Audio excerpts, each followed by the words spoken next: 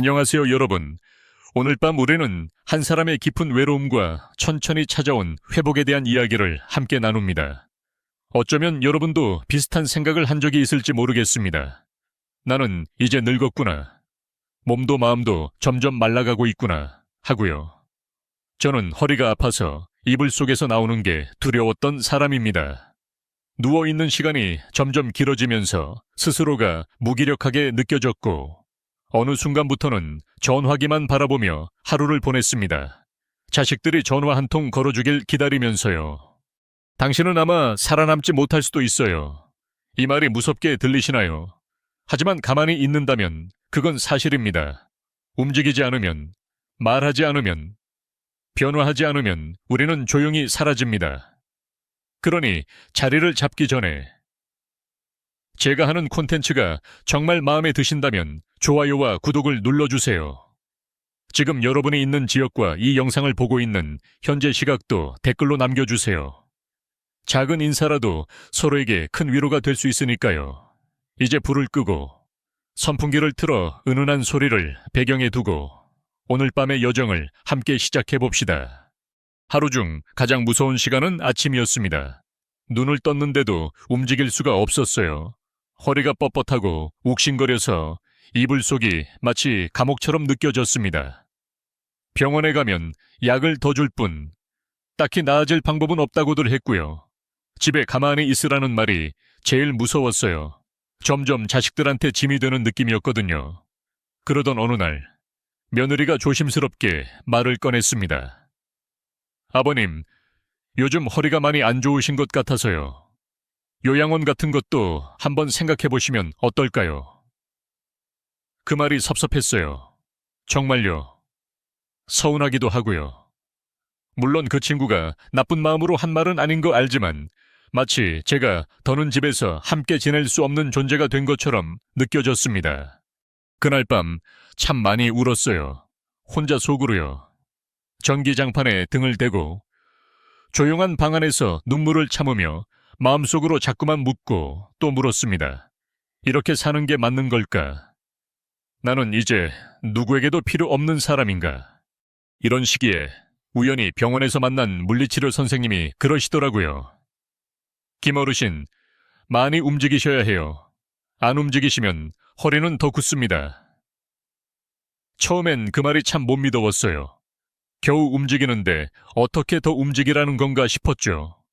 하지만 아무것도 안 하고 있던 제게 그 말은 어쩌면 마지막 기회처럼 들렸던 것 같아요. 그래서 다음 날부터 아주 작은 걸 해보기로 했습니다. 아침에 일어나서 이불 속에서 무릎을 천천히 당겨보는 것부터요. 하나, 둘, 10까지 세며 숨을 크게 들이마셨습니다. 바보 같고 아무 소용없는 일처럼 느껴졌지만 하다 보니 뭔가 달라지기 시작했어요. 마치 굳은 살이 조금씩 벗겨지는 것처럼요. 그 다음엔 따뜻한 물 한 컵을 마셨습니다. 그 조그만 컵이 제 하루의 첫문이 되었어요. 창문을 열어봤습니다. 바람은 차가웠지만 제 마음은 이상하게 조금 가벼워졌어요. 햇살이 들어오는 걸 보니 나도 오늘을 시작했구나 싶은 생각이 들었죠. 그리고 부엌까지 천천히 걸어갔습니다. 처음에는 손으로 벽을 짚고 겨우겨우 갔지만 다음 날은 조금 더 쉬웠고 또 다음 날은 조금 더 쉬웠어요. 2달쯤 지났을까요? 어느 날은 아파트 앞 공원에 한번 가보고 싶어졌습니다.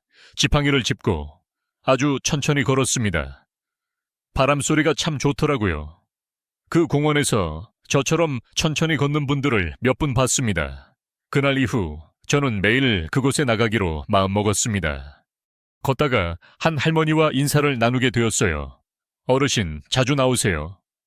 예, 요즘 몸이 찌뿌둥해서 좀 걷고 있어요. 그렇게 시작된 인연이 점점 다른 어르신들로 이어졌습니다. 허리 아픈 사람, 무릎 아픈 사람, 다들 어디 하나쯤은 불편했지만 그 누구도 그걸 핑계 삼지 않았습니다. 그래도 나왔잖아요 하는 눈빛으로 서로를 바라보며 가볍게 웃었습니다. 이렇게 해서 우리 셋은 매일 아침 7시 30분 공원 벤치 앞에서 만나기 시작했습니다. 그리고 걷기 시작했습니다. 처음엔 5분, 그 다음엔 10분, 지금은 30분까지 걷습니다. 아주 느리게요. 가끔은 도란도란 이야기를 나누며 걷습니다. 한 번은 박 할머니가 그러시더라고요. 요즘은 공원이 집보다 따뜻한 것 같아. 그 말에 다 같이 웃었어요. 참 기묘하죠. 집 안에 있을 땐 늘 외롭고 불편했는데 바깥 바람 맞으며 걷다 보면 이 마음이 이렇게 따뜻해질 수 있다는 게. 웃기는 이야기 하나 더 할까요? 공원 벤치에 앉아 쉬고 있는데 까치가 제 앞에 똥을 쌌어요. 마침 새 신발이었거든요. 속으로 욕도 좀 했지만 그날 이후로는 그 벤치에 운 좋은 자리라고 부르기로 했습니다. 이제는 오히려 그 자리에 앉으려고 줄도 서요. 인생이란 게 그런 거더라고요. 웃기지 않은 것도 자꾸 웃다 보면 진짜 웃겨지고 무거운 마음도 가볍게 던지면 정말 가벼워집니다. 그렇게 조금씩, 정말 조금씩 제 하루가 달라졌습니다. 이불 안의 통증은 아직도 남아있지만 더는 무서워지지 않았어요. 제게는 나갈 공원도 만날 사람들이 생겼으니까요. 그리고 그보다 더 중요한 건 제가 제 하루를 다시 쥐게 되었다는 겁니다. 아침 햇살을 맞으며 걷고 있는 제 모습이 너무나 생경했지만 이제는 제일 익숙한 풍경이 되었습니다. 처음에는 정말 5분도 못 걸었습니다. 한 발 한 발이 무거웠고 허리가 뻐근해서 자꾸만 발길이 멈췄습니다. 그런데 이상하죠. 하루가 지나고 또 하루가 지나고 그렇게 시간이 조금씩 흐르자 제 몸도 조용히 따라와 주기 시작했습니다. 5분이 7분이 되고 어느 날은 10분까지도 버틸 수 있었어요. 그렇게 저는 제 한계를 조금씩 넓혀 나갔습니다. 가장 기억에 남는 날은요. 아파트 단지를 벗어나 처음으로 단지 앞 공원까지 갔던 날입니다. 그날 아침 공기는 깨끗하고도 싸늘했습니다. 살짝 덜덜 떨리긴 했지만 그 느낌이 싫지 않았어요. 내가 지금 어디론가 가고 있구나 하는 생생한 감각 때문이었죠. 공원 입구에 도착했을 때 저도 모르게 와 하고 숨을 내뱉었습니다. 너무 오랜만에 세상이 넓게 느껴졌거든요. 그리고 그곳에서 그들을 만났습니다. 저처럼 천천히 걷는 분들이 몇 분 계셨고 어떤 분은 의자에 앉아 팔을 돌리고 계셨습니다. 참 신기했습니다. 말은 안 했지만 이분들도 나처럼 힘들었겠구나 하는 공감이 바로 들었어요. 그날은 그냥 그분들과 인사만 나누고 돌아왔지만 다음 날은 조금 다르게 다가갔습니다. 안녕하세요. 매일 이 시간에 나오세요. 제가 그렇게 먼저 말을 건넸고 그 할머니가 반갑게 웃으며 대답하셨습니다. 그럼요. 이 시간이 제일 좋아요. 그 짧은 인사 하나에 제 가슴이 다 풀리는 기분이었어요. 누군가와 함께 있는 느낌, 오랜만이었거든요. 그 인연은 이어졌습니다. 점점 아침 공원에서 얼굴을 아는 분들이 늘어나기 시작했고 자연스럽게 대화를 나누고 걸으며 서로의 이름도 묻고 사는 얘기도 하게 됐습니다. 처음에는 3명, 그 다음엔 5명, 지금은 10명도 넘는 걷기 모임이 되었습니다. 매일 아침 7시 30분, 우리가 공원 벤치 앞에 모이면 누가 먼저랄 것도 없이 모두가 환하게 웃습니다. 우리가 걷는 속도는 결코 빠르지 않습니다. 누군가는 무릎이 아프고 또 누군가는 허리가 안 좋기 때문이죠. 하지만 그 누구도 불평하지 않습니다. 오히려 오늘은 어제보다 조금 더 걷자고 서로 격려해 줍니다. 힘들면 벤치에 앉아 쉬었다 가기도 하고 날씨가 좋지 않을 땐 아파트 복도를 한 바퀴 돌며 하루를 시작하기도 해요. 그중에 박할머니라는 분이 계십니다. 무릎 관절이 안 좋으셔서 병원도 자주 다니시던 분인데 어느 날 의사 선생님에게 배운 무릎 운동을 알려주셨어요. 의자에 앉아서 다리 들어 올리기 10번, 무릎 돌리기 6번, 그리고 앉았다 일어서기 9번. 다들 처음엔 헉헉대며 힘들어했지만 이젠 습관처럼 따라합니다. 어느 날은 저도 작은 운동 하나를 알려드렸습니다. 벽에 기대서 천천히 일어섰다 앉기, 허리를 편하게 해주는 동작이죠. 그렇게 우리는 서로에게 운동 선생님이 되었고 또 어쩌면 친구가 되었습니다. 매일의 운동이 습관이 되면서 놀라운 변화가 찾아왔습니다. 먼저 잠을 잘 자게 됐어요. 밤에 약을 먹지 않아도 자연스럽게 졸음이 오는 겁니다. 예전에는 잠을 자기 위해 TV 소리를 크게 틀어놓고 억지로 눈을 감았었는데 말이에요. 그리고 식욕이 생겼습니다.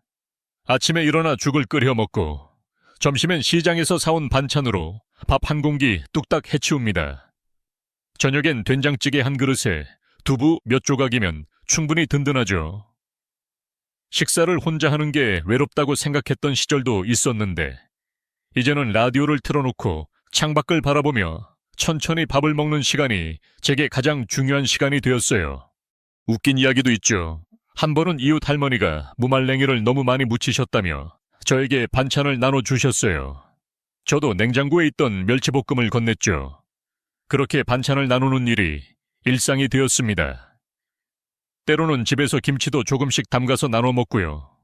서로 다른 집밥이 오가면서 우리의 밥상은 더 풍성해졌고 마음도 더 포근해졌습니다. 가장 감동적이었던 순간은 며느리가 집에 왔을 때입니다. 저를 보더니 깜짝 놀라며 그러더군요. 아버님, 얼굴빛이 달라지셨어요. 그 말에 눈물이 핑 돌았어요. 내가 지금 잘 살고 있다는, 혼자서도 괜찮게 지내고 있다는 확신이 들었던 순간이었거든요.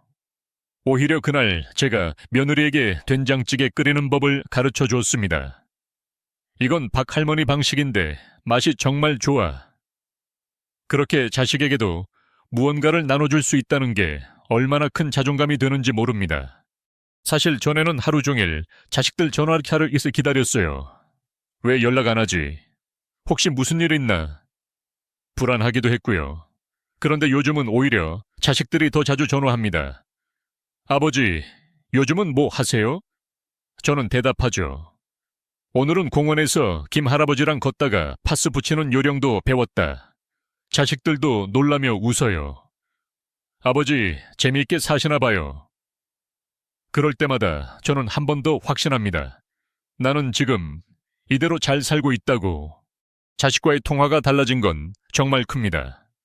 예전에는 늘 허리 아프다, 외롭다, 힘들다는 말만 하다가 전화를 끊었는데 이제는 공원에서 있었던 일, 배운 운동법, 들은 웃긴 이야기까지 신나게 얘기합니다. 통화 시간이 길어졌고 자식들도 웃으면서 전화를 끊습니다. 다음 주에 놀러 갈게요, 아버지. 그런 말이 얼마나 고마운지 모릅니다.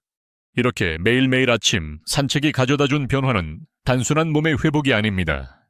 제 일상이 바뀌었고 제 마음이 바뀌었으며 제 인간관계가 바뀌었습니다. 몸이 덜 아프니까 삶도 덜 외롭고 하루가 기쁘고 밤이 덜 무섭습니다. 어느 철학자가 말했죠. 몸은 기억하고 마음은 따라간다. 이제 제 몸은 매일 아침을 기억합니다. 이불을 젖히고 일어나 따뜻한 물 한 컵을 마시고 햇살을 마주한 그 감각을요. 우리의 걷기 모임은 그렇게 천천히 그리고 단단히 자라났습니다. 처음엔 몸이 아파서 나왔던 사람들이었지만 어느새 우리는 서로의 삶을 조금씩 나누는 사이가 되었습니다. 특별한 걸 하지 않아도 그냥 아침마다 얼굴 보고 걷고 벤치에 앉아 쉬면서 그날 날씨 이야기만 해도 외롭지 않았어요. 이름은 몰라도 얼굴은 아는 사람. 그것만으로도 충분히 따뜻하다는 걸 이 나이가 되어서야 알게 되었습니다. 그중엔 조 할아버지가 계십니다. 말수가 적으셔서 처음엔 조금 무뚝뚝하게 느껴졌는데 어느 날부터인가 본인이 쓰는 파스가 참 좋다며 저에게 한 장 건네주셨어요. 이거 붙이고 나면 허리가 좀 덜 땡겨. 그 한마디에 담긴 진심이 아직도 기억납니다. 그날 이후로는 서로 다른 파스를 비교하며 웃기도 했죠. 누군가는 찜질팩을 추천해주고 또 누군가는 종아리를 묶는 압박밴드를 공유했습니다. 모두 병원에서는 알려주지 않는 우리끼리만 아는 생활의 지혜들이었어요. 어느 날은 박 할머니가 간단한 무릎 운동을 복지관 건강교실에서 배워와서 알려주셨어요. 그걸 또 다른 분이 자기 친구에게, 그 친구가 또 다른 분에게 전해주면서 어느새 우리 모임 안에서는 매일 새로운 동작이 하나씩 등장하게 됐습니다. 진짜 운동교실도 아닌데도 말이죠. 그것도 다들 무리하지 않고 하나라도 하면 된다는 마음으로 시작하니 덜 부담스럽고 더 즐거웠습니다. 웃음도 많아졌어요. 누가 제일 많이 걷나 시합하자고 해놓고는 5바퀴 돌고 지쳐서 벤치에 주저앉아선 오늘은 구경만 하자며 물병을 꺼내 마시던 이 할아버지 덕분에 하루 종일 배꼽 잡고 웃기도 했습니다. 그런 시간이 많아질수록 우리 모임은 단순한 운동 시간이 아니라 마음이 머무는 자리가 되어갔습니다. 걷는 도중에 새로 이사온 어르신에게 먼저 인사를 건네고 길에 떨어진 은행잎을 함께 주워 웃으며 던지기도 하며 그렇게 하루가 쌓여갔어요. 중요한 건 이 모임이 점점 혼자가 아니라 함께라는 감각을 만들어 주었다는 겁니다. 누군가가 이틀 정도 안 나오면 어디 편찮으신가 하며 전화를 돌려 묻고 반찬을 좀 더 준비해 두었다가 그분이 돌아오면 나눠주는 정이 생겼어요. 그리고 그 정이 쌓여서 이젠 서로가 서로의 건강지킴이가 되었습니다. 우리 모임의 가장 큰 장점은 강요하지 않는다는 거예요. 아파도 괜찮고 못 걸어도 괜찮고 그저 나왔다는 것만으로도 박수를 쳐줍니다. 그러다 보면 어느새 자신감도 생기고 걷는 시간이 조금씩 늘어나게 됩니다. 저도 처음엔 5분도 못 걷다가 이젠 공원 2바퀴를 돌고 집에 들어가도 힘이 덜 듭니다. 힘든 날엔 벤치에 앉아 바람만 쐬다 와도 된다는 그 너그러움 덕분에 매일 아침이 기다려졌습니다. 하루는 박 할머니가 저한테 그러시더라고요. 혼자 집에 있으면 밥도 안 먹고 누워만 있었는데 여기 오면 아침이라도 챙겨 먹고 나와야 하니까 좋아. 그 말이 저에겐 너무나 크게 들렸습니다. 내가 누군가의 일상을 바꾸는 존재가 될 수도 있구나. 물론 저 혼자서는 못했겠죠. 모두가 그렇게 서로에게 조금씩 다가가고 서로의 하루를 조금씩 밝혀주었기에 가능한 일이었습니다. 모임에서 생긴 또 다른 기적은 서로에게 기대도 괜찮다는 걸 배우게 된 겁니다. 예전엔 도움받는 걸 미안해했어요. 어깨 잡아주면 괜찮아요 하며 손을 뿌리치곤 했죠. 그런데 이제는 감사합니다 하며 자연스럽게 도움을 받고 또 줄 수 있게 되었습니다. 사람은 나이가 들어도 여전히 배우고 바뀔 수 있다는 걸 알게 된 거죠. 그리고 이 모임을 계기로 복지관과도 자연스럽게 연결이 됐습니다. 한 번은 우리 모임 분들과 함께 복지관에 가서 무료 건강 검진을 받았어요. 혈압도 재고 당뇨도 체크하고 의사 선생님께선 이렇게 꾸준히 걷는 어르신들이 더 건강합니다 하셨어요. 그 말을 듣고 다들 활짝 웃었죠. 그날 점심은 복지관 식당에서 국수 한 그릇씩 사 먹었는데 그 소박한 식사가 그렇게 맛있을 수가 없었습니다. 복지관에선 또 새로운 프로그램들을 알게 됐습니다. 건강체조, 노래교실, 스마트폰 사용법 강의까지. 예전엔 나이가 몇인데 무슨 스마트폰 하고 생각했는데 이젠 시장 전단지도 휴대폰으로 보고 미세먼지 앱도 깔아서 확인합니다. 나이 든 사람이라고 해서 배울 수 없는 건 없다는 걸 느꼈습니다. 어느 날은 경로당에도 처음 가보게 됐어요. 예전에는 거긴 바둑이나 두는 데잖아 하며 고개를 절레절레 흔들었는데 막상 가보니 요즘 경로당은 아주 달라졌더라고요. 공기청정기도 있고 마사지기도 있고 거기서 만난 분들과 반찬을 나누기도 합니다. 점심시간이 되면 각자 한 가지 반찬을 가져와 함께 먹는데 그게 정말 꿀맛이에요. 입맛 없던 시절엔 상상도 못했던 일이죠. 우리 모임은 시간이 지날수록 서로의 생활을 조금씩 바꾸기 시작했습니다. 혼자 살던 김 할아버지는 이제 시장에 갈 땐 꼭 옆집 할머니와 함께 가요. 대형마트에서 1+1 행사 상품을 나눠 사고 무거운 물건은 같이 들고 오죠. 비용도 아끼고 건강도 챙기고 외로움도 덜고 정말 이보다 더 좋은 일이 있을까요? 요즘은 손자까지도 전화해서 할아버지 요즘 뭐 하세요? 물어봅니다. 예전엔 할아버지한테 무슨 이야기 하나 싶어도 이제는 저도 할 얘기가 많아요. 오늘 공원에서 무슨 운동을 했는지, 누구랑 무슨 이야기를 나눴는지, 어떤 반찬이 맛있었는지. 그저 그런 평범한 이야기가 어느새 제 하루를 채우고 있고 그 하루가 자식들과 손자들에게도 따뜻하게 전해지는 걸 느낍니다. 이 모든 변화가 단지 걷기 하나에서 시작되었다는 게 믿기지 않지만 사실입니다. 특별한 운동기구도 고가의 요양 프로그램도 필요 없었습니다. 그저 아침에 일어나 천천히 한 걸음 떼는 일, 그리고 누군가와 인사를 나누는 일, 그런 작고 사소한 행동들이 쌓이고 쌓여서 지금의 저를 만들었습니다. 노년의 지혜란 건 결국 그렇게 모이는 것 같아요. 말없이 바라보는 눈빛, 따뜻한 인사 한마디, 찬바람 속에서도 뻣뻣하게 걷는 그 발걸음, 모두가 조금씩 부족하지만 함께일 땐 놀라운 일이 일어납니다. 우리가 서로에게 그렇게 작은 기적을 만들어주는 중이니까요. 한때는 밥상을 마주하는 일이 가장 큰 고통이었습니다. 혼자 있는 집에서 식탁에 앉는다는 건 누구에게도 보여주지 않는 외로움과 마주하는 시간이었거든요. 아무도 보지 않는데 반찬을 정갈하게 담을 이유가 없었고, 끼니를 때우는 일이 그저 하루의 하나의 의무처럼 느껴졌습니다. 그저 라면에 김치 한 조각, 혹은 어쩌다 며느리가 가져다 준 반찬 몇 가지를 대충 꺼내어 먹는 식사. 그런데 그게 제 몸을 더 안 좋게 만들고 있었단 걸 나중에서야 알게 되었죠. 하지만 걷기 모임을 시작하고 나서 밥상이 달라졌습니다. 처음엔 시장에 혼자 가는 것도 어색했지만 박할머니께서 같이 가요, 오늘 장날이래요 하고 손을 잡아주셨습니다. 함께 가면 힘든 줄도 모르겠더라고요. 시장 골목골목을 돌며 이 시금치 싱싱하네, 오늘 고등어 싸다, 이야기 나누는 시간이 점점 소중해졌습니다. 그러다 보니 반찬도 함께 만들게 되었고, 집집마다 서로 나누다 보니 밥상이 풍성해졌어요.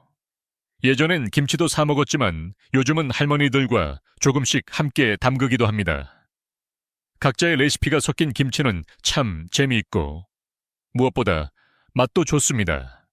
웃긴 일도 있었죠. 한 번은 멸치볶음을 너무 많이 해서 나눠드리려 했는데 이 할머니께서 이미 멸치를 볶아 놓으셨더라고요.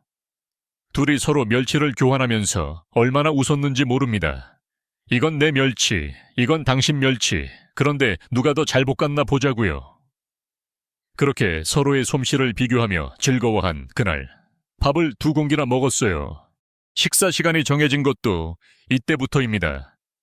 예전에는 시간에 상관없이 아무 때나 배가 고프면 대충 먹었지만 지금은 아침 7시, 점심 12시, 저녁 6시, 이 시간표가 생기니까 몸도 한결 가벼워졌어요. 특히 아침엔 죽을 끓여두고 계란을 하나 삶아 같이 먹는 게 제 습관입니다. 부드럽고 소화도 잘 되고 속도 따뜻해지니까 하루 시작이 편해지죠. 무엇보다도 중요한 변화는 혼자 먹는 밥도 정성스럽게 라는 원칙입니다. 그 원칙 하나 바꿨다고 하루의 기분이 달라졌습니다. 전에는 텔레비전 앞에 앉아서 대충 먹고 바로 누웠어요. 그러니 소화도 안 되고 더 피곤했죠. 하지만 지금은 창밖을 보며 천천히 조용히 식사합니다. 라디오에서 흘러나오는 뉴스나 음악을 들으면서요. 대화는 없지만 혼자 있어도 고요하고 따뜻한 기운이 흐릅니다. 때때로는 이웃들과 점심을 복지관에서 먹기도 해요. 3,000원만 내면 국에 반찬 3가지, 때로는 과일도 나옵니다. 혼자 끼니를 챙기기 어려운 날에는 정말 큰 도움이 됩니다. 복지관 영양사 선생님이 가르쳐 주신 대로 식단을 짜서 장을 보기도 해요. 덕분에 장보는 요령도 생겼습니다. 마트 전단지를 미리 보고 할인 품목을 체크한 뒤 필요한 만큼만 삽니다. 한 번에 많이 사지 않고 먹을 만큼만요. 그리고 냉장고 관리도 달라졌습니다. 냉장고 문에 작은 메모지를 붙여놓고 언제 무엇을 샀는지 적어둡니다.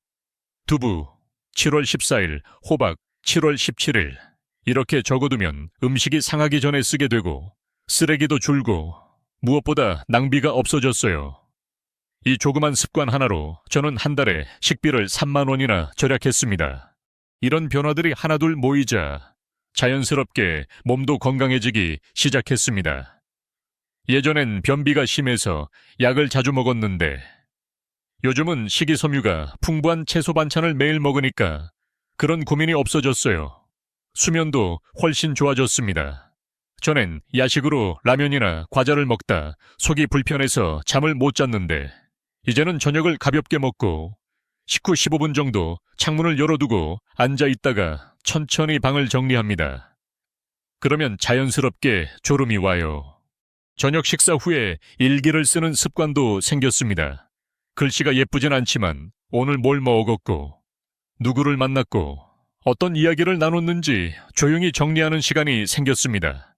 그게 제게 참 소중해요. 하루를 되돌아보며 오늘도 잘 살았구나 하고 느낄 수 있거든요. 특히 겨울에는 음식도 더 신경을 씁니다. 국물 있는 된장국이나 미역국을 자주 끓이고 생강차를 끓여 마십니다. 생강은 조금만 넣어야 해요. 많이 넣으면 속이 쓰릴 수 있거든요. 그렇게 따뜻한 국물과 차 한 잔으로 몸속을 덮이는 게 겨울 건강의 비결입니다.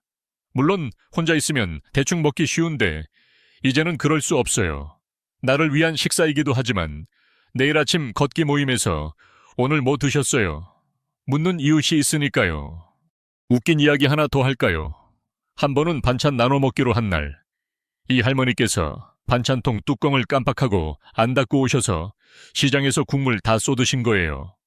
그날은 우리 넷이 그 반찬통을 사이에 두고 폭소를 터뜨렸습니다. 결국 그날 반찬은 시장에서 사 먹었지만 그 이야기는 아직도 매일 아침 화제거리입니다. 다음엔 고무줄 2개 감아오세요, 이 할머니 하고요. 이런 일들이 반복되면서 점점 저의 하루가, 그리고 제 식탁이 달라졌습니다. 혼자 먹는 밥도 함께 나눈 정이 더해지면 외롭지 않다는 걸 알게 되었어요. 내가 나를 대접하는 시간이기도 하고 이웃과의 연결이기도 하니까요. 혼밥이 아니게 되는 마법이 여기에 있습니다. 누군가 그러더라고요. 노년의 건강은 식탁 위에서 시작된다고요. 그 말 정말 맞는 말입니다. 건강검진 수치는 숫자에 불과할 수도 있지만 매일 챙기는 식사는 몸뿐만 아니라 마음까지 돌보는 일이거든요. 저처럼 허리 아파 방에만 있던 사람도 이렇게 밥 한 끼 바꿔가며 살아갈 수 있습니다. 지금 이 순간에도 누군가는 차가운 반찬을 먹고 있을지도 모르지만 그분에게도 이 말은 꼭 전하고 싶습니다. 당신은 혼자가 아닙니다. 같이 먹을 사람이 없더라도 따뜻하게 먹는 법은 얼마든지 있습니다. 그리고 당신을 궁금해할 누군가가 분명히 어딘가엔 있어요. 어느 날 저는 제 손에 쥐어진 병원 영수증을 들여다보다가 깊은 한숨을 쉬었습니다. 매달 진통제값, 수면제값, 물리치료 비용, 침치료, 약국 처방전까지 연금의 반 이상이 병원비로 나가고 있었어요. 그런데 몸 상태는 그다지 나아지지 않았습니다. 그저 증상만 잠깐 완화되는 수준이었죠. 이러려고 평생 일했나? 그런 자조적인 말이 속으로 스멀스멀 올라왔습니다. 그래서 저는 결심했습니다. 병원에만 의존하지 말고 생활을 바꾸자고요. 물론 처음부터 확 바뀐 건 아니었습니다. 하루에 하나씩 아주 작은 것부터 바꿔봤습니다. 제일 먼저 시작한 건 걷기와 스트레칭이었어요. 앞서 말했듯이 매일 아침 이불 속에서 무릎을 가슴 쪽으로 당기고 부엌까지 천천히 걸어가는 것, 그리고 차츰 실내 복도, 아파트 단지, 공원까지 확장됐죠. 이렇게 일상을 움직이기 시작하자 놀라운 변화가 하나둘씩 나타났습니다. 허리 통증이 점점 덜해졌고 무엇보다도 수면의 질이 확 좋아졌어요. 예전에는 불면증 때문에 수면제를 복용했는데 지금은 밤 10시쯤이면 저절로 졸음이 와요. 특히 저녁에 창밖을 조용히 바라보며 하루를 정리하는 습관 덕분인지 머릿속이 맑아지고 긴장이 풀립니다. 진통제도 덜 먹게 되었습니다. 물론 허리나 무릎이 아플 때가 있지만 그럴 때마다 약에 의존하기보단 걷기 모임에서 배운 찜질법이나 스트레칭을 먼저 해봅니다. 파스를 붙이는 위치도 이젠 정확히 압니다. 김 할아버지가 알려준 방식으로 허리 옆 근육을 따라 붙이면 한결 편하거든요. 병원에서 알려주지 않는 생활, 요령들이 의외로 통증 관리에 더 효과적이었습니다. 그래서 자연스럽게 약값도 줄어들었어요. 전엔 한 달에 7만 원 이상 나갔던 약값이 지금은 3만 원도 안 됩니다. 연금의 절반을 병원에 쓰던 제가 이젠 그 돈으로 장을 보고 이웃과 나누며 반찬도 만들어 먹습니다. 그 차이는 단순히 경제적인 절약이 아니라 제 삶 전체의 구조를 바꾼 변화였습니다. 그 변화는 또 다른 곳으로도 이어졌습니다. 생활비 절약이 가능해지자 여유가 생기기 시작했어요. 그 여유로 저는 작은 텃밭을 가꾸기 시작했습니다. 베란다에 상추랑 쑥갓을 심었는데 매일 아침 물 주고 자라는 걸 바라보는 재미가 얼마나 큰지 모릅니다. 제 손으로 길러 끓인 된장국은 세상 어떤 식당 음식보다 깊고 따뜻해요. 그리고 그걸 나눌 사람이 있으니 더욱 값집니다. 어느 날은 이 할머니가 상추 몇 장 얻어가시며 말씀하셨습니다. 아버님 상추가 얼마나 잘 컸는지 웃음이 나는 거 있죠? 저는 대답했습니다. 그 웃음이 비료였나 봅니다. 다들 웃음바다가 됐죠. 한 번은 우리 모임분들과 마트에 갔습니다. 1+1 행사를 보고는 양파를 나눠 사기로 했는데 한 망기 너무 많아서 반쯤씩 나눴어요. 그런 작은 협력이 반복되면서 생활비도 더 아껴졌습니다. 어떤 날은 김할아버지와 김치 재료를 함께 사서 담그기도 했고 또 어떤 날은 장날이라 시장 통닭을 나누어 먹었어요. 혼자였으면 절대 안 했을 일들이 이젠 자연스럽게 반복됩니다. 무엇보다 큰 변화는 큰 변화는 이웃들과 함께하면서 생긴 심리적 안정감이었습니다. 예전에는 자식들에게 전화타를 걸 때마다 아픈 이야기, 외로운 이야기만 했는데 요즘은 달라요. 오늘 시장에서 순무를 샀어요. 다음에 나눠드릴게요. 이 할머니가 반찬 나눠줬는데 너무 맛있더라. 이런 밝고 생기 있는 이야기들을 합니다. 자식들도 그런 저를 보며 안심해하죠. 손자는 전화로 묻습니다. 할아버지, 요즘 무슨 일 있으세요? 목소리가 되게 좋아졌어요. 참 고맙고 뭉클한 말이었습니다. 사실 이런 말, 예전에 저였다면 상상도 못했을 겁니다. 아침마다 누워있는 제 모습을 보며 이대로 죽는 걸까 하는 생각까지 했던 사람이니까요. 그런데 그 한 걸음, 그 미약한 시작이 저를 이 자리로 이끌어줬습니다. 마치 흙 속에 심은 씨앗이 어느 날 조용히 싹을 틔우듯 몸과 마음도 그렇게 변했습니다. 실제로 병원 선생님도 변화에 놀라셨어요. 어르신, 요즘 많이 좋아지셨어요. 특별히 뭘 하셨어요? 그래서 저는 그냥 웃으며 대답했죠. 아침마다 걷고 된장국 잘 끓입니다. 그 선생님도 웃으시더라고요. 어떤 약보다 좋은 대답이라고요. 의료진도 그렇게 말할 정도니 이 생활 습관의 변화가 얼마나 효과적인지 실감할 수 있었습니다. 그런데요, 이건 단지 돈을 아꼈다는 얘기가 아닙니다. 이건 나는 내 삶을 다시 살기 시작했다는 선언 같은 거예요. 고통을 줄이고 병원을 줄이고 약을 줄였지만 그 대신 사람을 늘렸고 웃음을 늘렸고 하루를 온전히 살아내는 힘을 늘렸습니다. 그것이 진짜 삶의 전환점이라는 걸 저는 이제 알았습니다. 요즘은 이웃들과 함께 복지관에서 하는 건강 강좌도 듣고 있어요. 노인의 만성질환 예방이나 가정에서 할 수 있는 재활운동 같은 수업인데 배울 게 정말 많습니다. 무엇보다 중요한 건 배울 마음이 생겼다는 거예요. 그건 몸이 조금 나아졌다는 의미이기도 하고 마음이 이제는 미래를 향하고 있다는 신호이기도 하죠. 전에는 나는 끝났다는 생각뿐이었는데 이젠 오늘은 어떤 걸 배울 수 있을까를 생각하며 잠이 듭니다. 한 번은 강좌에서 배운 요법으로 테니스공 2개를 수건에 싸서 허리 밑에 놓고 누워 지압해보는 방법을 시도했어요. 처음엔 아프더니 나중에는 시원하더라고요. 그런 걸 자식한테 알려줬더니 아들이 그러더라고요. 아버지, 요즘 유튜버 같으세요. 꿀팁이 넘쳐요. 그 말에 웃으면서 대답했습니다. 구독과 좋아요는 네가 눌러라. 그렇게 대화를 나누는 순간이 이제는 제 삶의 자부심이자 행복입니다. 그리고 그 행복은 결코 특별하거나 거창한 게 아닙니다. 아주 소박한 식사, 걷는 걸음, 웃는 얼굴, 이웃의 안부, 자식의 전화. 그런 일상의 조각들이 제 삶을 다시 건강하게 채워줍니다. 그것들이 모여 병원보다 강한 힘이 되었고 약보다 깊은 위로가 되었습니다. 그러니 혹시 지금 병원에 너무 많은 돈을 쓰고 계신 분들께 말씀드리고 싶습니다. 생활을 먼저 살펴보세요. 아주 사소한 습관 하나가 병원비를 줄이고 삶을 바꾸고 마음을 살릴 수 있습니다. 저는 그걸 아주 천천히 그리고 분명히 경험했습니다. 날씨라는 건 나이 들수록 훨씬 민감하게 다가옵니다. 젊었을 땐 무덥든 춥든 그냥 지나가던 계절들이 이제는 고비고비를 만들어요.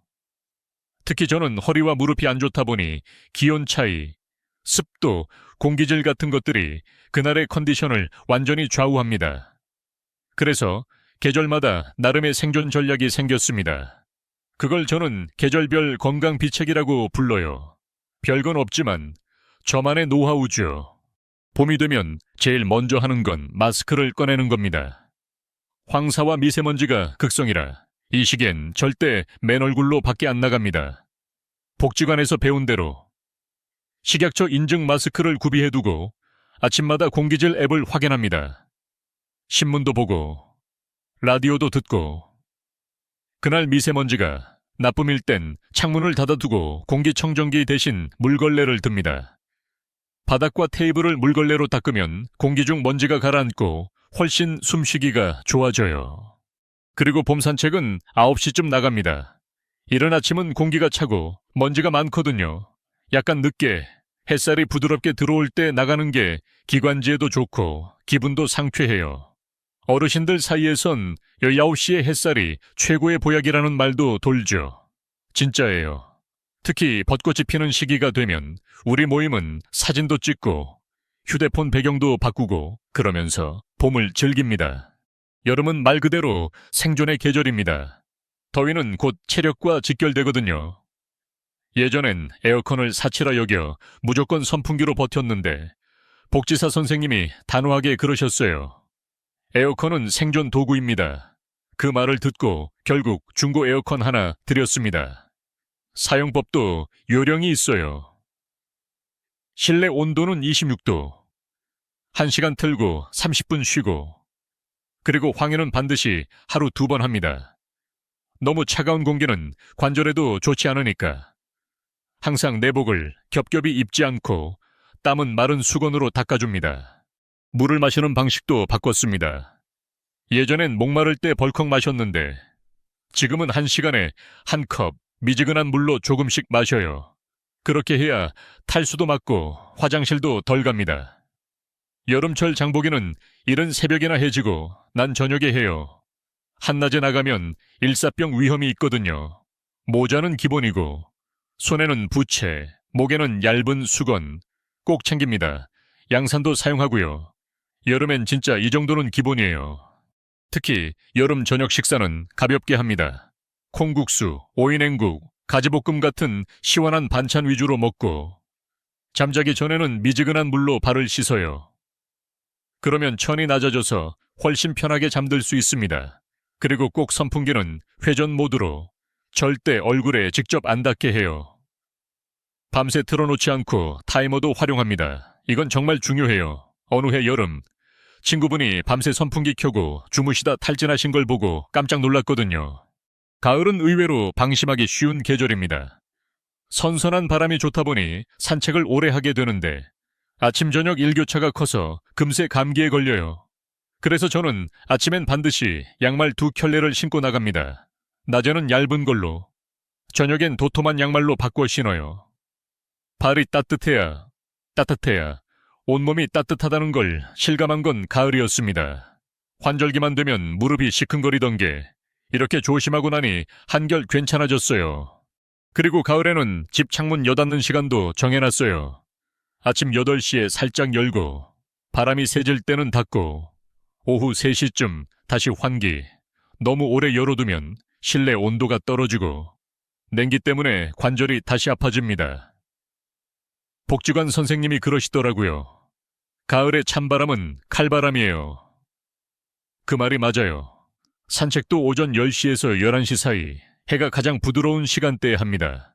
겨울은 말할 것도 없이 긴장해야 하는 계절이죠. 특히 저는 한 해 겨울에 화장실에서 미끄러져 큰일 날 뻔했어요. 그 후로는 집 전체를 재정비했습니다. 화장실엔 미끄럼 방지 매트를 깔고 세면대 옆엔 손잡이도 달았어요. 특히 밤에 화장실 갈 땐 센서 등이 자동으로 켜지도록 설치했죠.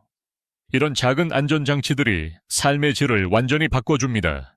겨울 실내 온도 관리는 저만의 방식이 있습니다. 아침 8시쯤 환기를 짧게 하고 해가 가장 잘 드는 창 쪽 커튼은 활짝 열어둡니다. 그리고 해가 지면 곧바로 닫아서 열 손실을 막아요. 보일러는 하루 종일 틀지 않아요. 아침, 점심, 저녁 30분씩만 틀고 실내 운동으로 천을 유지합니다. 제자리 걸음 100보, 손가락 발가락 펴기, 그리고 담요 아래에서 무릎 굽히기, TV 보면서 충분히 할 수 있는 동작들이죠. 잠자리는 특히 신경 써야 합니다. 수면 양말은 필수예요. 이불은 너무 두껍지 않게, 얇은 이불과 두꺼운 이불을 겹쳐서 조절해요. 가습기는 꼭 켜두고, 따뜻한 물을 받아두면 건조함도 덜하고 기분도 편안해지죠. 저녁엔 미역국이나 된장국처럼 국물 있는 따뜻한 음식을 먹고 생강차나 대추차로 마무리합니다. 속이 편해야 밤새 몸이 따뜻하거든요. 이런 계절별 요령들을 익히다 보니 병원 가는 일이 정말 줄었습니다. 계절마다 아팠던 것들이 줄었고 아예 예방이 되니까 약도 덜 먹게 되었죠.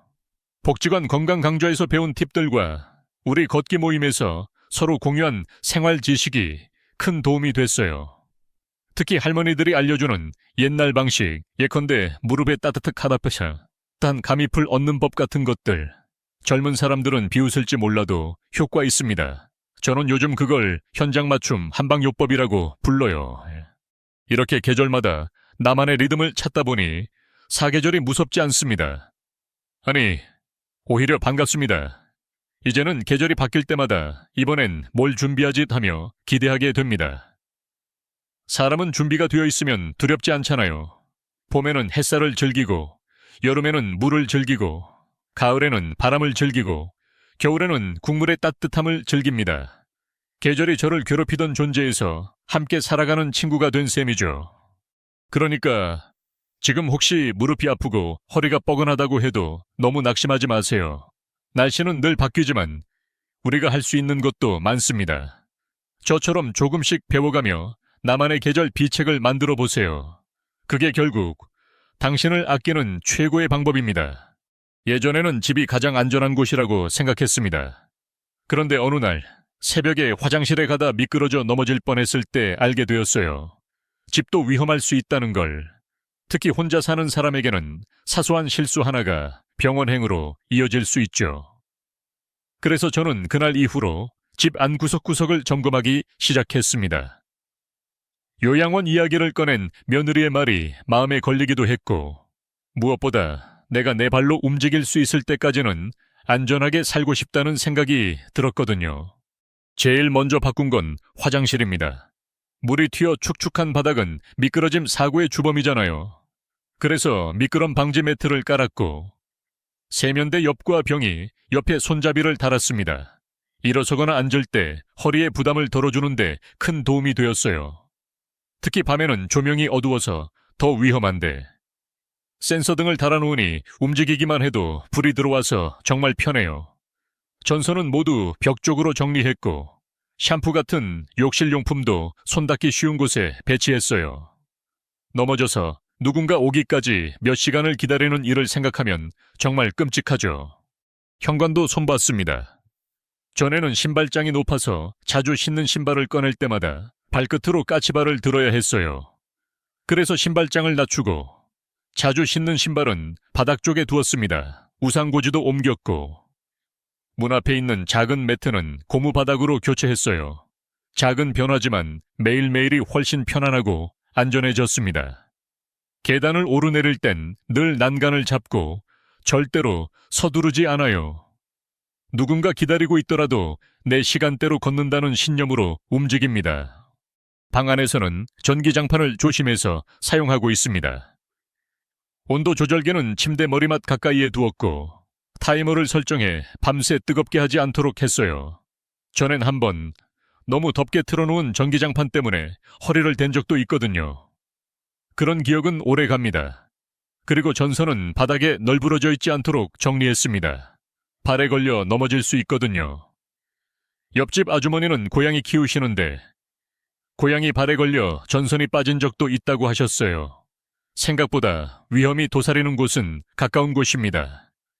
침실에는 손 닿는 곳에 손전등을 하나 놓아두었고 냉장고 문에는 큰 글씨로 적은 비상연락처를 붙여두었습니다. 큰딸 전화번호, 복지관 사회복지사, 옆집 아주머니, 그리고 119. 혹시라도 의식이 있는 상태에서 도움이 필요할 때 바로 알릴 수 있도록 한 거죠. 가끔 방문하는 손자가 할아버지, 요즘은 디지털 세대잖아요. 하며 휴대폰에 SOS 앱도 깔아줬습니다. 나름대로 유용하더군요. 또 하나, 건강을 지키는 데 중요한 건 바로 예방접종입니다. 예전엔 독감 예방접종을 그냥 대충 넘기곤 했는데 요즘은 동네 보건소에 가서 꼭 챙깁니다. 무료로 해주니까 경제적인 부담도 없고 무엇보다도 접종하고 나면 마음이 편해요. 올겨울은 한결 안심이다 라는 느낌이랄까요. 보건소 직원분도 아주 친절하셔서 갈 때마다 이런저런 건강상담도 해주시고 복지정보도 알려주시더라고요. 병원은 이제 선택적으로 갑니다.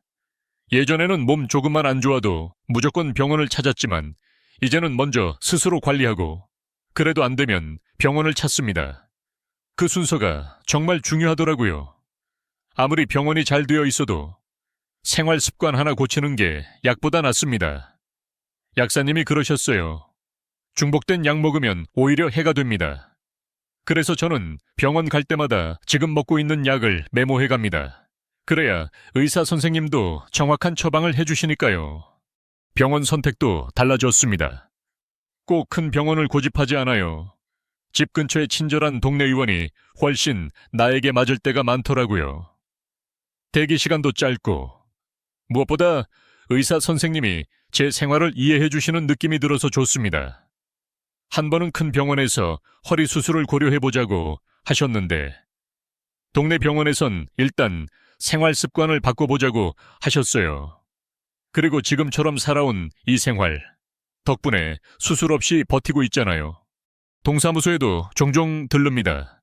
예전에는 뭘 몰라서 손해보는 일이 많았는데 이제는 적극적으로 물어봐요.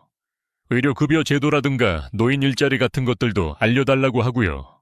동사무소 직원이 그러더라고요. 어르신처럼 적극적으로 물어보는 분들이 혜택을 더 많이 받습니다. 그 말이 꽤 기억에 남았습니다. 예전엔 왠지 내가 이런 걸 물어봐도 되나 싶었는데 이젠 당당하게 묻습니다. 이건 내 권리다 싶으니까요. 그리고 무엇보다 중요한 건 마음의 자세입니다. 예전엔 나는 혼자니까 더 조심해야지 하는 마음이 불안해서 나왔습니다.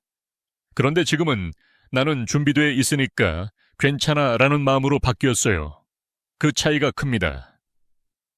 요양원을 걱정하는 대신 내 공간을 요양원보다 더 편하고 안전하게 만드는 쪽으로 생각을 돌렸죠. 실제로 주변에 요양원 들어간 친구들도 있어요.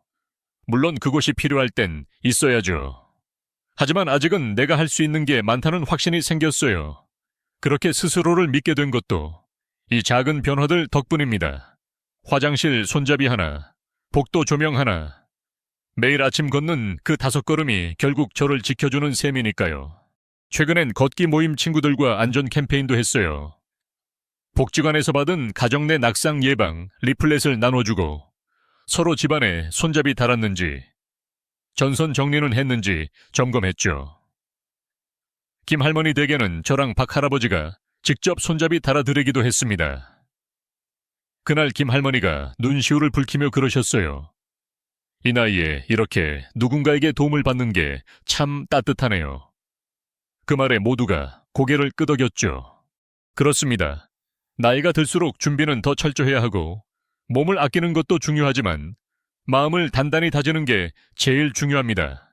그리고 그 단단함은 결국 생활에서 아주 작은 실천에서 시작됩니다. 저처럼 허리 아프고 외로워서 전화기만 붙잡고 있던 사람도 이렇게 달라질 수 있었어요. 혼자 살아도 혼자라는 생각이 들지 않는 요령.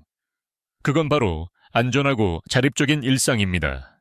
이제는 혼자여도 외롭지 않습니다. 이 말 예전에는 못 믿었어요. 그저 위로일 뿐이라고 생각했죠. 하지만 지금은 달라요. 아침에 눈을 뜨고 창문을 열어보면 오늘도 좋은 하루다 라는 말이 절로 나옵니다. 처음엔 쑥스러웠지만 지금은 제 하루를 여는 주문이 됐어요. 좋은 하루야. 오늘도 잘 살아보자. 말 한마디지만 그게 마음을 바꾸더라고요. 감정이란 건 입 밖에 내는 순간 방향이 생깁니다. 자식들에게 전화를 걸 때도 예전처럼 왜 연락이 없냐고 따지지 않아요. 오히려 요즘 많이 바쁘지 하고 먼저 물어보죠. 그러면 자식들도 마음이 놓이는지 통화가 더 길어졌습니다. 손자랑은 TV 프로그램 이야기도 나누고 걷기 모임 이야기, 오늘 배운 건강 운동법도 알려줘요. 할아버지, 요즘 완전 라이프 코치세요 라고 할 때면 괜히 뿌듯합니다. 내 일상이 누군가에게 이야기할 거리가 되고 그게 웃음을 주는 순간 저는 혼자가 아니라는 걸 새삼 느낍니다. 복지관 생활도 일상이 됐습니다. 처음에는 정말 쑥스러웠어요. 내가 거길 왜 가나, 아직 그런 나이도 아닌데 싶었죠. 그런데 어느 날 무료 건강검진 광고를 보고 아무 생각 없이 가봤는데 그게 시작이었어요. 혈압도 재고 혈당도 체크하고 간단한 상담도 받았죠. 선생님이 그러시더라고요. 매달 한 번씩만 오셔도 큰 병 예방됩니다. 그 말에 저는 다음 달도 그 다음 달도 갔고 이제는 월간 일과가 됐습니다. 복지관에서는 건강 강좌뿐 아니라 노래 교실도 열려요. 처음엔 소리 내는 것도 어색했는데 다 같이 웃고 떠들며 노래 부르다 보면 마음이 환해집니다. 수요일에는 건강 체조도 하는데 선생님들이 우리 나이에 맞춰 천천히 가르쳐 주세요. 빠르지 않아도 괜찮습니다. 한 동작만 따라해도 충분해요. 그 말에 다들 마음이 편해져요. 박 할머니는 젊었을 땐 무슨 체조냐 했는데 지금은 이게 제일 기다려져요 라며 웃습니다. 경로당은 또 다른 이야기예요. 옛날처럼 바둑만 두는 곳이 아닙니다. 요즘 경로당은 말 그대로 마을 사랑방이에요. 공기청정기도 있고 마사지기도 있고 커피 머신도 있어요. 처음 가던 날 저는 커피를 마시며 이 할아버지와 도란도란 시장 물가 이야기를 나눴습니다. 이 집 마늘이 싸더라. 콩나물은 이 골목 끝에 있는 집이 신선하더라. 평범한 대화지만 그렇게 이야기 나누며 하루가 갑니다. 가장 따뜻한 시간은 점심시간이에요. 각자 반찬 하나씩 가져와 밥상을 차립니다. 저는 멸치볶음을 잘하니까 그걸 가져가고 박 할머니는 무생채, 김 할아버지는 된장국을 끓여 오십니다. 모두가 자신의 역할을 알고 있고 서로에게 감사할 줄 압니다. 웃기지만 반찬의 짠맛, 단맛, 매운맛이 우리 관계 같기도 해요. 서로 다르지만 함께일 때 가장 맛있거든요. 저녁에는 일기를 씁니다. 글씨가 엉망이지만 오늘 아침에 상추에 물을 줬다. 걷기 모임에서 김 할머니가 어제 꿈 얘기를 해줬다. 점심에 콩나물국이 아주 시원했다. 같은 사소한 일들을 적습니다. 그러다 보면 하루가 아주 잘 사라진 것처럼 느껴집니다. 가끔은 손자가 와서 할아버지 일기 좀 보여줘요 하며 킥킥 웃습니다. 일기장에 적힌 오늘 파스를 김 할아버지한테 새로 배웠다는 문장을 보고 파스가 뭐라고 일기에 나오냐고 놀립니다. 하지만 저는 진지합니다. 파스 하나도 오늘의 성취니까요. 계절이 바뀌면 복지관에서 각 계절 맞춤 강좌도 엽니다. 봄에는 꽃가루, 알레르기 관리법, 여름엔 더위 피하는 생활법, 가을엔 일교차 주의사항, 겨울엔 감기 예방. 이런 실용적인 정보들이 나이든 우리에게는 정말 소중해요. 특히 겨울에는 외출이 줄어드니 실내 걷기 운동이나 스트레칭, 호흡법 같은 게 큰 도움이 됩니다. 날씨가 좋지 않은 날엔 아파트 실내 복도를 돌면서 하루를 시작하고 그때 마주치는 이웃에게 오늘도 잘 부탁해요. 인사하는 게 일상이 됐죠. 외출도 달라졌습니다. 옛날에는 며느리가 시장 반찬 사다 주면 그것만으로 감사했는데 요즘은 오히려 제가 시장에 가는 걸 즐깁니다. 상인들과 대화도 나누고 오늘은 뭘 만들어 볼까 생각하는 재미가 쏠쏠해요. 아버님, 요즘은 뭘 드세요? 하고 자식들이 물으면 된장국에 상추무침이랑 멸치볶음, 건강한 거 먹지 라고 자랑스럽게 대답합니다. 웃음이 많은 하루는 외롭지 않습니다. 이웃들과 웃고 자식들과 나누고 복지관에서 배운 걸 실천하며 보내는 하루. 이게 제가 자식에게 해줄 수 있는 최고의 선물이라는 걸 이제야 깨달았어요. 예전에는 자식들이 찾아오지 않으면 서운했지만 지금은 이해합니다. 그들도 삶이 바쁘고 저도 제 삶이 있으니까요. 그래서 자식들과의 대화도 더 가볍고 따뜻해졌습니다. 서로 부담 없는 이야기로 웃으며 전화를 끊을 수 있다는 건 축복이에요. 그러니까 여러분, 절대 혼자라고 생각하지 마세요. 우리 주변엔 복지관도 있고 경로당도 있고 이웃도 있고 무엇보다 우리 스스로가 있습니다.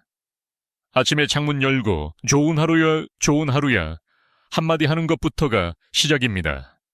규칙적인 식사 시간, 가벼운 걷기, 그리고 나눌 수 있는 이야깃거리.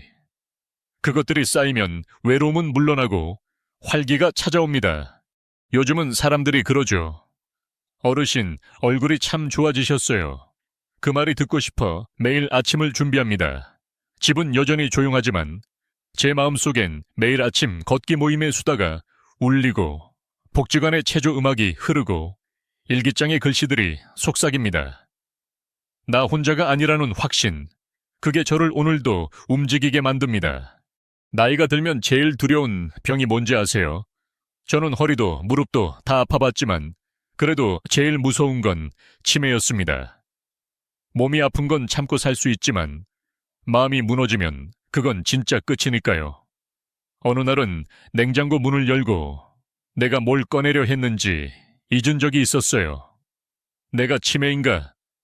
그때부터 머리가 계속 무거워졌습니다. 그러다 복지관 선생님이 말씀하셨어요. 두려우면 실천하세요. 머리를 써야 머리가 늙지 않아요. 그 말에 힘을 얻고 작은 실천을 시작했습니다. 매일 아침 신문을 펼칩니다. 활자가 작아서 잘 안 보이긴 하지만 제목만이라도 읽습니다.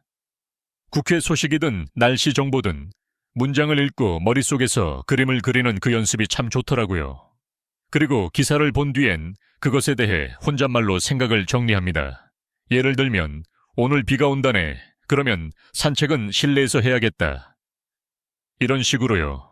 말도 해야 기억이 오래 남거든요. 두 번째로 하는 건 식단 조절입니다. 복지관에서 들은 강의에서 등 푸른 생선이 기억력에 좋다고 했어요. 그날부터 저는 일주일에 2번은 꼭 고등어나 꽁치를 먹습니다. 혼자서 생선을 굽는 게 귀찮기도 했지만 요즘은 에어프라이어에 살짝 구우면 냄새도 덜 나고 편리해요. 뼈 발라 먹는 것도 손 운동이라고 생각하면 덜 귀찮습니다. 젓가락으로 작은 가시를 골라내는 그 과정 자체가 뇌 자극이래요. 그걸 알았더니 괜히 자랑스럽기도 합니다. 복지관 체조 시간에는 치매 예방 체조도 배웁니다. 그중 가장 인상 깊은 게 손 따로 머리 따로 쓰는 동작이에요. 오른손으로 동그라미를 그리고 왼손으로 세모를 동시에 그리는 건데 이게 말처럼 쉽지 않아요. 처음엔 손이 엉켜서 웃음만 났는데 요즘은 제법 동시 움직임이 됩니다. 우리 걷기 모임에서도 아침마다 이 체조로 손을 풀고 시작해요. 재미도 있고 정신도 맑아지니까요. 그리고 말이야말로 최고의 치매 예방이라고들 하잖아요. 그래서 저는 하루에 꼭 누구라도 만나서 말을 겁니다. 마트에서 계산하시는 분께 오늘 날씨 좋죠? 경비 아저씨께 오늘도 고생 많으십니다. 이런 짧은 인사라도 매일 하려고 합니다. 처음엔 상대가 좀 놀라는 눈치였지만 이젠 서로 반가워요. 말이 오가는 곳엔 정기 생기고 기억도 생깁니다. 더불어 하루를 정리하는 습관도 생겼습니다. 잠들기 전에 오늘 뭘 했는지 떠올리는 연습을 합니다. 아침에 뭐 먹었지, 누구랑 이야기했지, 몇 시에 산책했지. 이렇게 하루를 복기하다 보면 기억력 유지에 정말 좋아요. 선생님이 그러셨어요. 기억은 저장이 아니라 회상의 반복입니다. 그 말 참 마음에 들었습니다.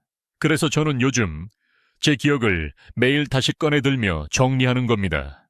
그것이 제 노년의 공부법이기도 하고요. 놀랍게도 이 기억 정리 덕분에 삶의 집중도 높아졌습니다. 예전엔 하루가 그저 스쳐가는 느낌이었어요. 하지만 요즘은 하루하루가 또렷합니다. 왜냐고요? 저녁에 정리할 게 있기 때문이죠.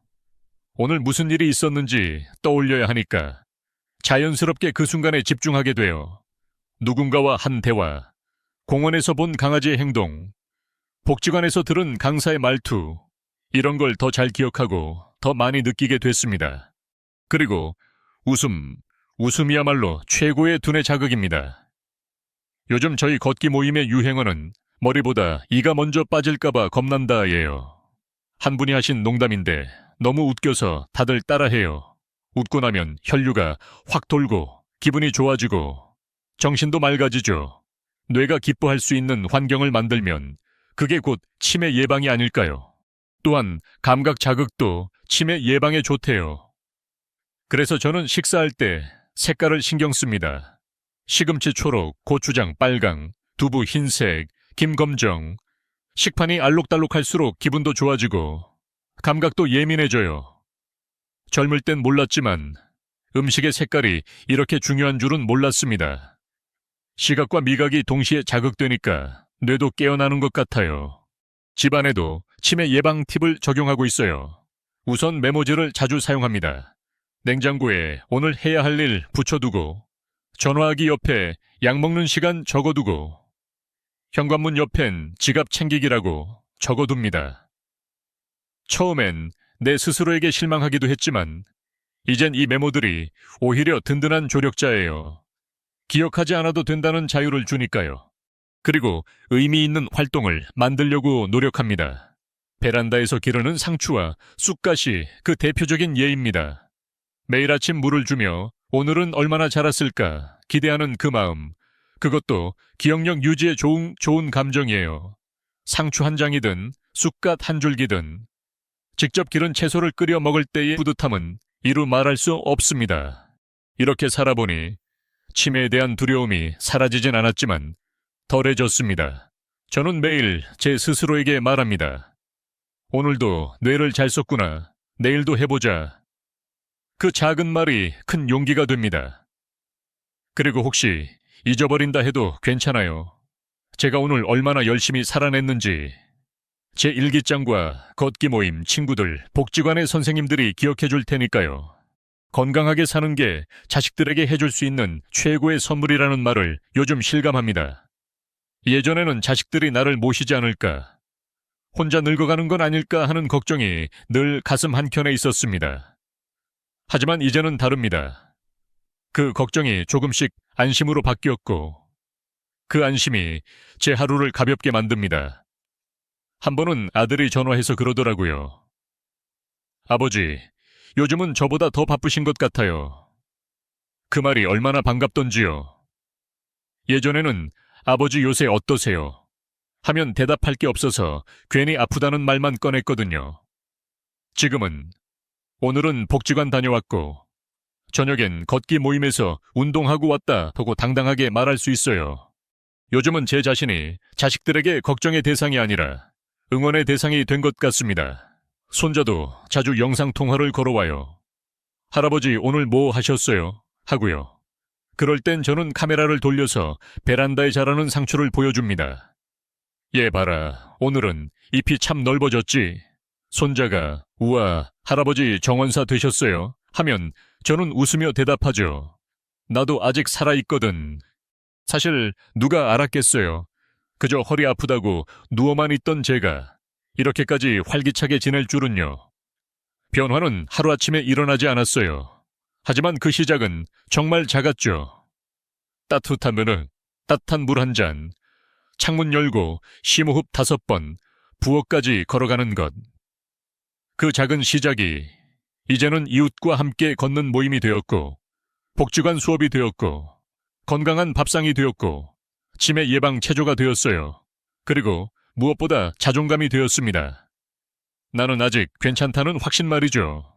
한 번은 박 할머니가 이런 말씀을 하셨어요. 아무도 안 챙겨줘도 나는 내가 챙긴다. 내가 나를 돌봐야지. 누가 하겠노? 그 말이 정말 제 마음을 두드렸어요. 우리 나이쯤 되면 누군가에게 기대고 싶은 마음이 더 커지잖아요.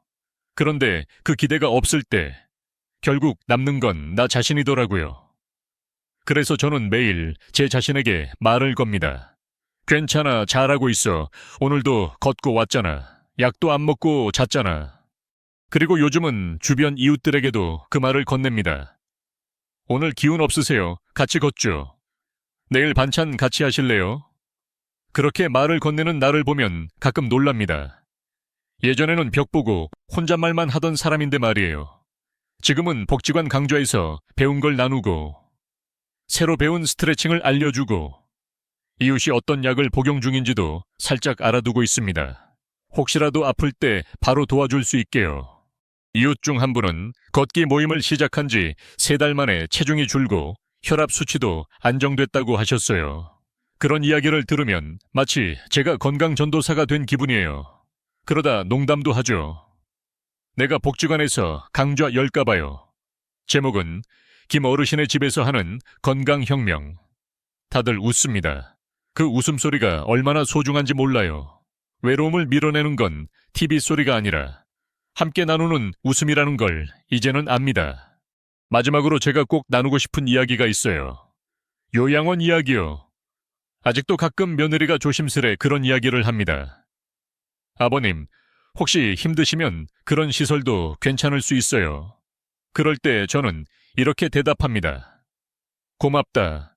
그래도 아직은 내가 할 수 있는 게 많아서 좀 더 집에서 살아볼게.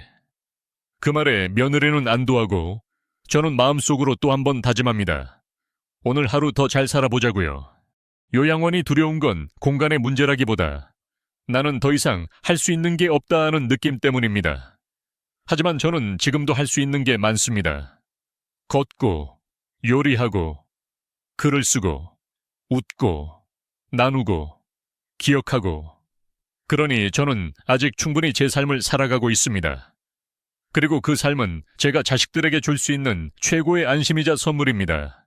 혹시 이 영상을 보고 계신 분 중에 오늘 하루가 너무 무기력하게 느껴졌다면 이 말만 기억해 주세요. 하루를 바꾸는 데 필요한 건 단 한 걸음입니다. 천천히 일어나세요. 따뜻한 물 한 잔 마시고 창문을 열어 심호흡 5번만 해보세요. 내일은 그보다 조금 더 걸어보는 거예요. 그렇게 하루를 쌓다 보면 언젠가 당신도 이렇게 말하게 될 겁니다. 나는 괜찮아요. 아직 잘 살아가고 있어요. 지금까지 들어주셔서 감사합니다. 오늘 밤 우리가 함께한 이 긴 여정 속에는 아주 작지만 진한 변화들이 촘촘히 담겨 있었습니다. 허리가 아파 이불 속에서 일어나기도 버거웠던 김갑천 어르신은 따뜻한 물 한 잔과 부엌까지의 천천한 걸음으로 하루를 다시 열기 시작했습니다. 처음엔 5분도 버겁던 산책이 공원 걷기 모임으로 이어졌고 그 안에서 만난 이웃들은 어느새 그의 가족처럼 된 사람들이 되었죠. 그는 아프다고 병원만 다니지 않았습니다. 몸과 마음을 함께 돌보기 시작했고 복지관에서 노래도 부르고 건강체조도 배웠으며 집에서 만든 반찬을 나누며 식탁의 온기를 회복했습니다. 수면제와 진통제에 의존하던 삶은 이제 일기장과 발끝 스트레칭으로 대체되었고 매일 적는 일기 속엔 하루하루 살아가는 보람이 선명히 적혀 있었습니다. 봄이면 황사를 피하기 위해 아침 시간을 조정하고 여름엔 더위를 이기는 자신의 법칙을 만들며 가을엔 일교차를 견디고 겨울엔 실내 걷기와 따뜻한 국물로 건강을 지켰습니다. 무엇보다 그는 더 이상 누군가에게 의지하지 않고도 자기 일상을 주체적으로 꾸려나가는 법을 배웠습니다. 그것이 진정한 자립이고 노년의 자유가 아닐까요? 치매가 두려웠던 그였지만 신문을 읽고 손 운동을 하고 매일의 일상을 말로 풀어내는 연습을 통해 자신을 놓지 않았습니다. 오늘 무얼 먹었는지, 누구를 만났는지, 자기가 적은 글을 돌아보며 기억의 끈을 조심스레 다잡는 모습은 오히려 누구보다도 의식적으로 살아가는 사람의 모습이었습니다. 그는 더 이상 외롭지 않습니다. 아니, 혼자 있어도 외롭지 않을 수 있는 방법을 터득한 거죠. 그 방법은 요양원이 아니라 바로 일상 속의 작고 꾸준한 실천이었습니다. 그리고 그는 말합니다. 이 삶은 나의 것이고 아직 나는 살아 있습니다. 여러분도 할 수 있습니다. 내일 아침 창문을 열고 좋은 하루야 라고 한마디만 해보세요. 거기서 모든 것이 시작됩니다. 오늘 이야기, 당신에게도 작은 용기가 되었기를 바랍니다. 스크립트 종료. 편안한 밤 되세요.